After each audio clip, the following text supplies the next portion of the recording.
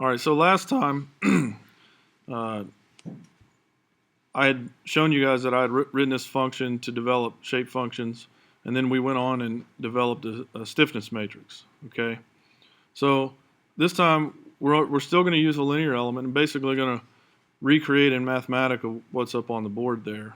So as you can see, ultimately we're going to need a K matrix that is 4 by 4.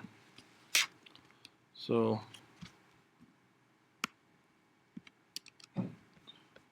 which, by the way, because of the way I have this defined, means that we'll also need 4 of these shape functions.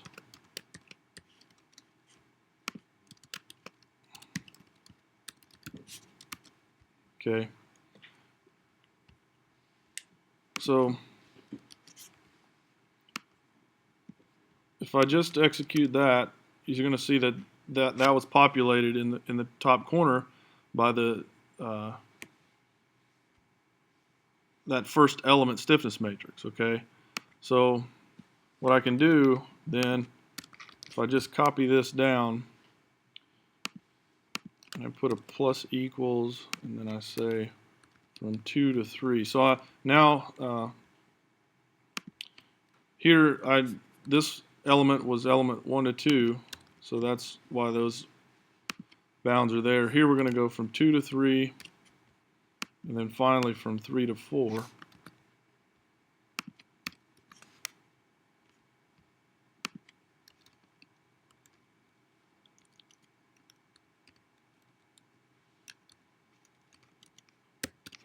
All right, so if I go back up and run this,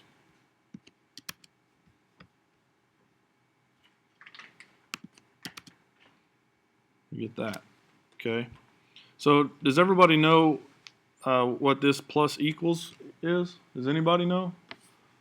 That's from syntax in C. So what that means is so take the value of ij and don't change it, don't write over it, just add to it.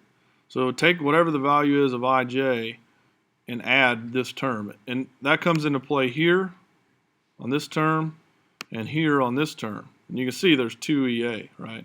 So a way to illustrate that is if I say I equals to 1, okay, and then I say I plus equals 1 and I execute that, it's 2, right?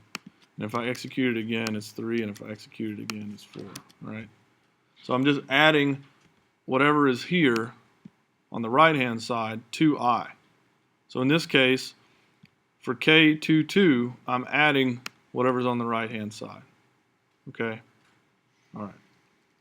So if we take the determinant of K, it's 0, okay? So if we want to apply the boundary condition, like I said, we can cross out the first row and the first column. And so in order to do that, we can say drop K1.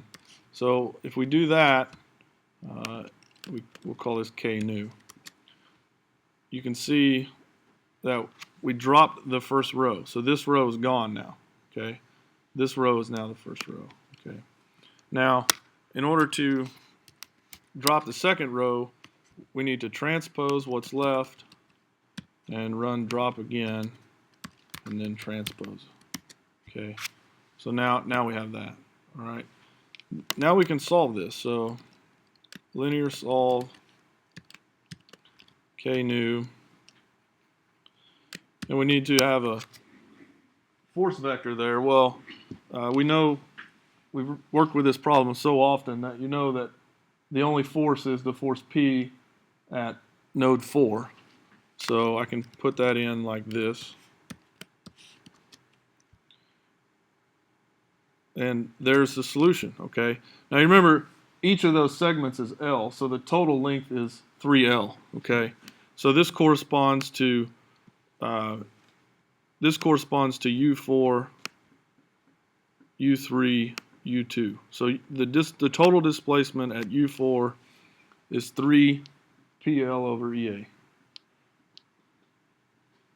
Okay, now this was for a uniform cross section.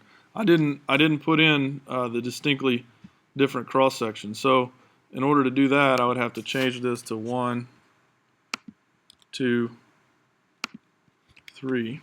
Okay, and then rerun everything.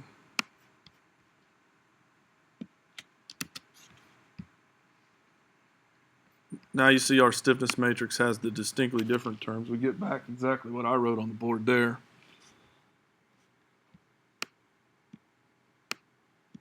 Just get rid of those. And we get something ugly, but in closed form, that is the solution.